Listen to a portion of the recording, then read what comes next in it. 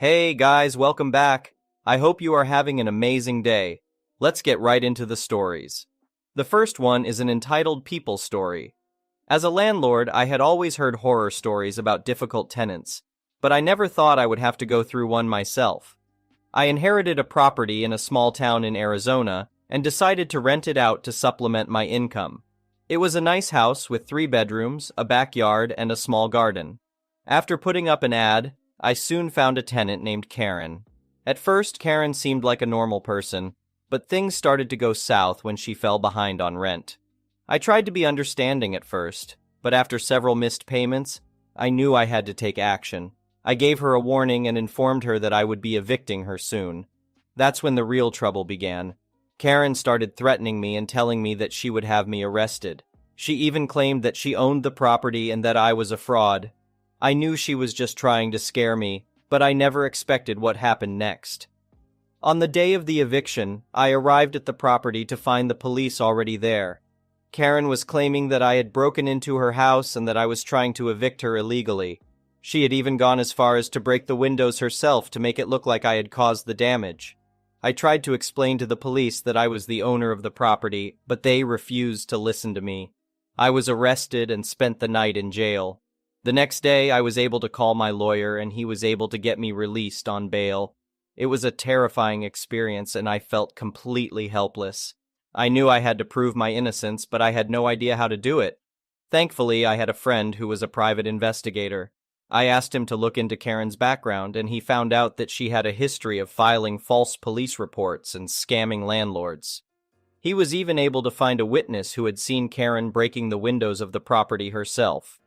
Armed with this information, I was able to prove my innocence in court, and Karen was charged with fraud and vandalism. The ordeal left me traumatized, and I made sure to be more careful with my tenants from then on. I did thorough background checks and made sure to get everything in writing. I even installed security cameras at the property to protect myself. Despite everything that had happened, I still believed in the goodness of people and decided to rent out the property again. This time, I found a tenant who was responsible and paid the rent on time. I was finally able to relax and enjoy the benefits of being a landlord. However, my peaceful life was once again disrupted when I received a call from my tenant, saying that there was a fire in the property. I rushed over to find that the house had been completely destroyed. The cause of the fire was unknown, but I suspected foul play. I was devastated. Not only had I lost my property, but I also felt violated. I didn't know who could have done something like this, but I was determined to find out. I hired a team of investigators to look into the matter, and after several weeks of searching, they were able to find out that the fire was started by Karen. Apparently, she had broken into the property and set it on fire in revenge for being evicted. She had even left a note saying that she would not be held accountable for her actions. I was shocked and disgusted by her actions. Karen was arrested again, and this time she was given a harsher sentence for her crimes. I was able to receive some compensation from my insurance, but it was nothing compared to the pain and trauma I had gone through. From that day on, I decided to sell the property and move on from being a landlord altogether. It was just too much stress and anxiety for me to handle. I decided to invest my money in something else, and I put the property up for sale.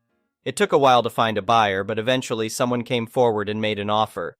The price was lower than I had hoped for, but I was just happy to be rid of the property and move on from the whole ordeal. The next one is a pro-revenge story. I know this story because I am good friends with my neighbor. My neighbor, let's call him John, decided 8 years ago that he wanted to build a second story on his house. However, his property had a legal binding that prevented it from being renovated unless all surrounding neighbors agreed. This is called a covenant, and it can't be contested in the local council. This one was over 100 years old. All his neighbors, except one, let's call him Alex, agreed to let him renovate. Now, John is a big guy, ex-military and muscular. He has a wife and 2 children, but he is not quick to anger. About twice every year, John would write Alex polite letters asking him to lift the ban from renovating his house. And every year, Alex declined, complaining that it would be an eyesore. Literally every other house on our road has 2 stories but his, or that it would ruin the aesthetic of the street. Seriously? Alex was also a complete jerk and a hypocrite, playing loud music past midnight. Anyway, for 8 years, John would get turned down by Alex, and then suddenly Alex decided he was going to sell his house. The revenge was on. After he heard the news, John bought one of those professional metal signs that people put in front of their houses when selling, and put one in front of his own house. On it read something like, 5 new apartments being built. Get in quick. 2 sold already. 3 entire stories. Loud noise expected for a year. The number given on the sign was disconnected. This was repeated in Mandarin and Arabic as well. The sign was put right next to Alex's house on the edge of John's property. The auction for the house was going in a month, and Alex was quick to get a lawyer against John to make him put the sign down. I think it was because the sign was encroaching on his land. John wrote about 60 letters to the lawyer, and it cost about $50 for the lawyer to read each letter and give his legal advice to Alex. The lawyer contacted John and told him that if he did not take down the sign a week before the auction, they would take him to court. A week before the auction, John took the sign down, but he wasn't done. The day of the auction arrived, and John parked his 4 cars along the front of Alex's house so no one could see the "Auction Here" sign, and the auction goers couldn't park there. John has an inbuilt speaker system in his house and was blasting building sound effects and music throughout his house. He put back up the sign he put down and put another one up which read, "House Demolition Furniture Sale." John bought most of the furniture from his garage and the house outside on his lawn. If people came to buy something, he would overprice it outrageously because he didn't really want to sell his stuff. It was just to make the apartment construction more believable and give the auction goers a taste of how loud it will be. When the auction took place, we could barely hear the auctioneer, and when Alex complained to John about the noise, John said that he had the builders on a contract and didn't want to reschedule. The house was estimated to go for $3 million, but ended up going for $2.4 instead. Alex had to halt his construction of his new house because he didn't have the funds. Alex, who according to John sounded like he was seething with anger, phoned to tell John that he owes him $600,000. The new owners of the property lifted the covenant when John told them about his plan. "You guys should be thanking me. I saved you $600,000, John replied. The next one is a petty revenge story. I live in a rural and remote area that's mostly acreages. I get along with my neighbors, except for one man who lives across the road and about 100 meters down. He has 2 dogs that keep coming onto my property and chasing my chickens. They've killed a few, including my duck and rabbit when she escaped from her enclosure. I've asked the neighbor nicely to keep his dogs at home, but he just says that it's my problem because I free-range my chickens on my property. This man even went to another neighbor and criticized her for feeding her cat on her deck outside her back door because his dogs keep going over and eating the cat food and getting fat.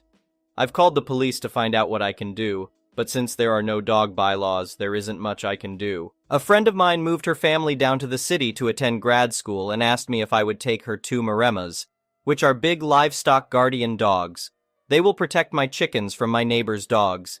He messaged me tonight with a link with instructions on how to stop your dogs from barking.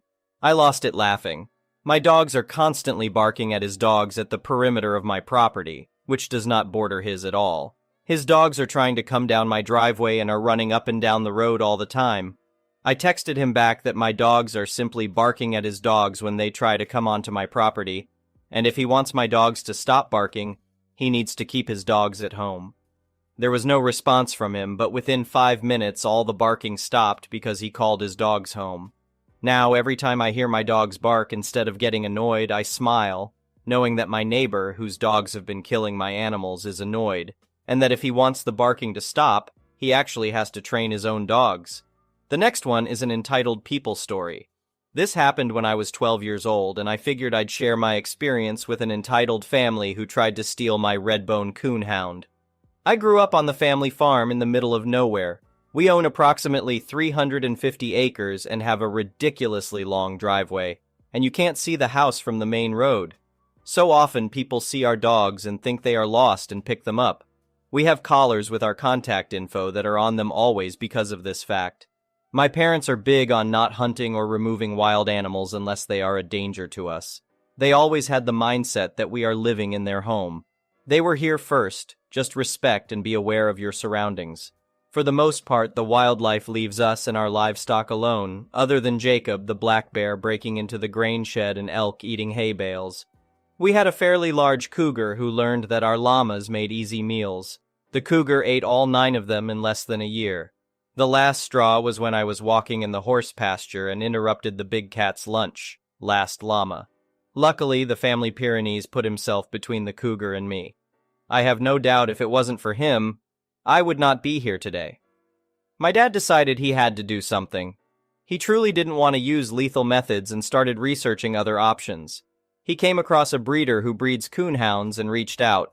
The breeder was extremely helpful and told my dad that most cougars have had some kind of run-in with hunting dogs, so they won't be as bold. So we bought a red-bone coonhound, after doing lots of research on the breed and making sure we could handle one. Gus Timber Chopper was flown from Virginia to Canada and quickly became a valued family member. As anyone knows with any hound, the nose goes down and the ears turn off. Gus became a favorite of all our neighbors as his wandering helps with predators and livestock. Life was peaceful other than a few trips to the shelter to pick up Gus. The peace would not last though. Enter entitled family. They saw our 5 dogs chilling on our property and decided they were abandoned or lost. Not the case. My brother and I were playing in the creek, and the dogs had wandered away not too far, but far enough that the family didn't see us. The entitled family then pulled off the road and got out of the vehicle and started trying to coax the dogs into their van.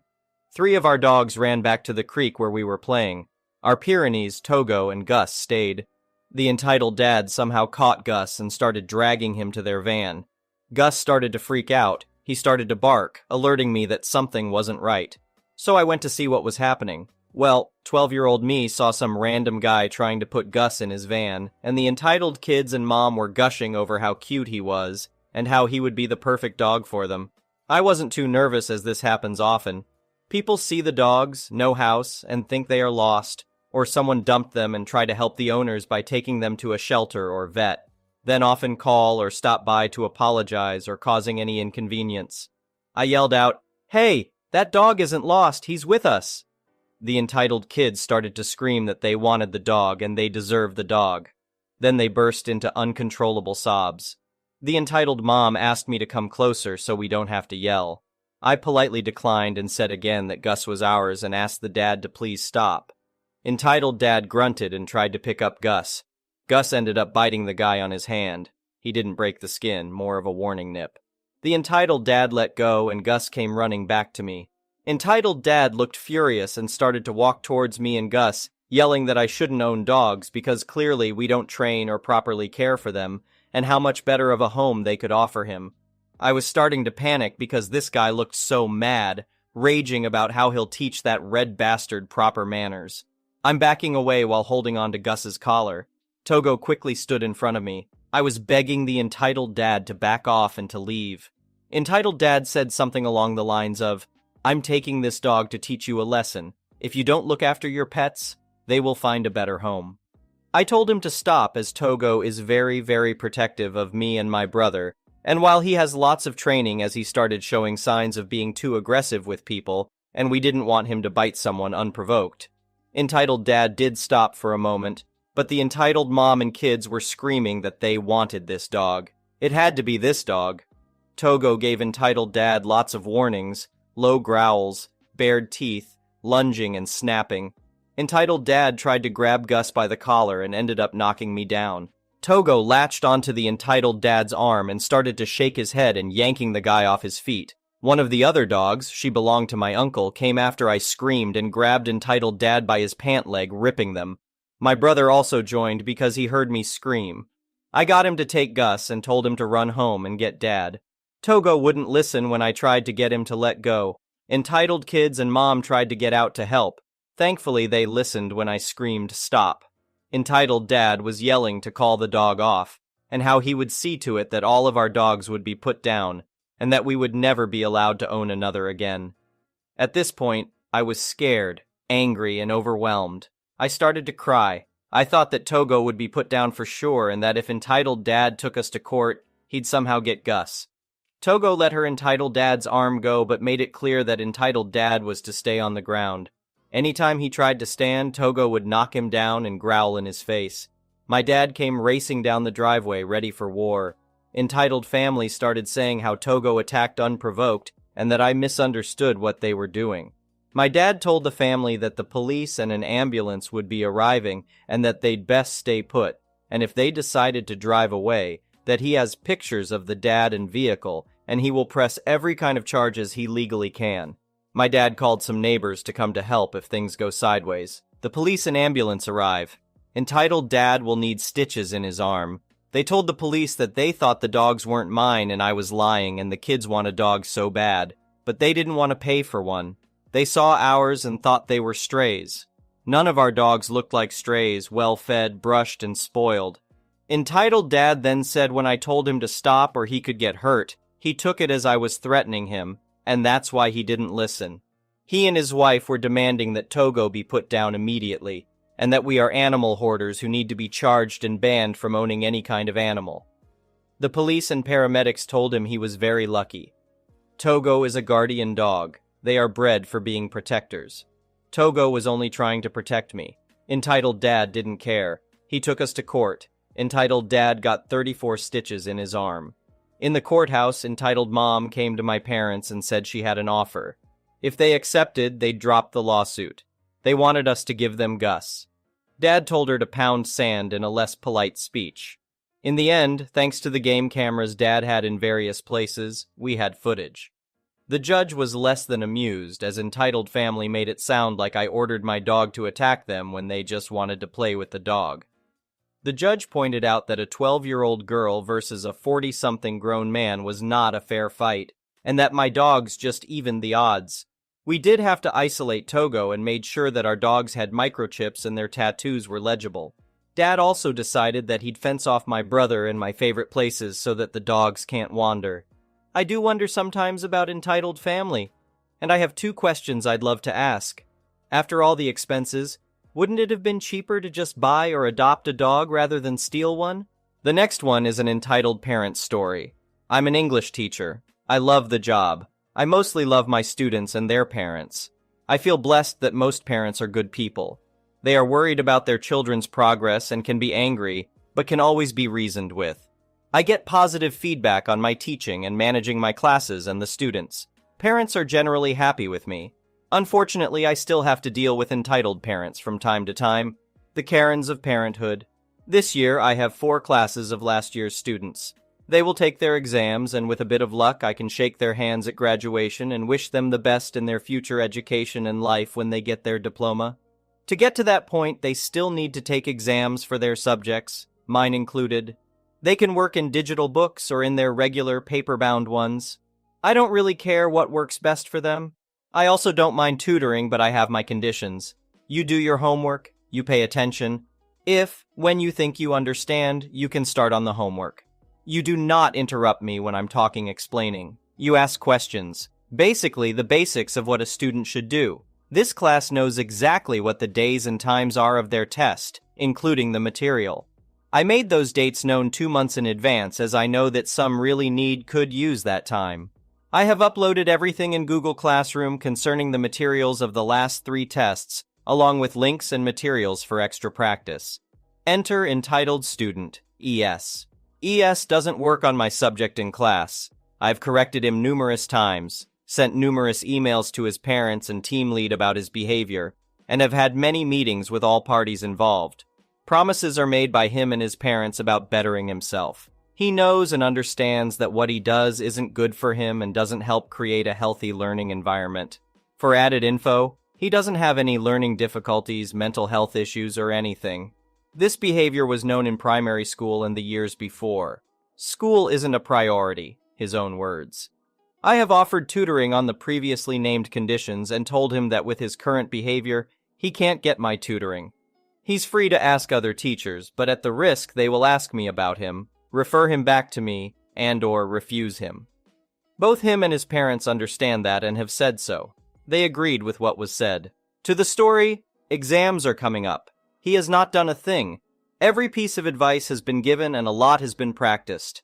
They are drilled and drilled on all the strategies, tricks, and everything they might encounter. Then, the week before the holidays, there are no classes. Students can make appointments with teachers, or teachers can invite students for extra help, etc.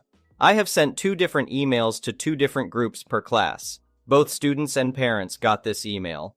One saying that the said student is more than welcome to come at XYZ time if needed, but I need to know if a student comes and what they want to know so I can provide material. I sent a couple of links with extra material to practice for good measure. I sent another email to another group per class. I basically told the parents and students that although I'm disappointed that they didn't do the work in and for class for the exams, I'm willing to tutor them at YYS time in this week. Same amount of time as the students who did put in the effort, along with material and links. Why did I do this? Quite simple. I want my students to pass. Some were lazy because they had good grades and understanding of the material. However, some don't and are just lazy. I don't want them to fail and then retake the year. Also, it puts me in the parents' and school's good books, in case things go to heck. The same information is also posted in their Google Classroom space. I get several responses thanking me for my time and effort, especially for those who didn't do a thing in class. 3 students took me up on the offer. They came, we discussed some things, and they practiced some more. So, the week for tutoring ends, time slots are over, and then it happens. I got an email from entitled parent, EP, mother to ES, last Friday evening. She wanted to know if there was another possibility for her son to have some tutoring. Since I needed to reply to a different email, I also responded to EP and told her no. The holidays start on Monday, this Monday. Last for 2 weeks. Mondays are my day off. Tuesday I am not at school due to private matters. Husband has surgery, I'm taking him. And Wednesday is the test for my subject. He's had the entire week to come to the different times stipulated in Google Classroom and the email. For good measure, I asked if a colleague wanted to help in our teacher group chat. 3 said that they wouldn't mind. I suggested to EP to email these colleagues of mine and see if one of them has time on Monday, Tuesday before the exam on Wednesday. On Saturday, EP sent an email to me demanding that I tutor her son, ES. Her reasoning? He needs it, so I should just do it. He's my student and it's my job, no one else. I've got holidays now, so I should have plenty of time to help her son out. I don't respond. It's my holiday, and after 2 near burnouts, I've learned my lesson about not working in the holidays. It's Wednesday now, and this woman has sent no less than 22 emails. I just had contact with a colleague who is like the team lead of my department of students. He is pissed and will deal with it. I'm so glad that this parent doesn't have my number. Thank you for watching. I would really appreciate it if you could like the video and subscribe to our channel if you haven't already.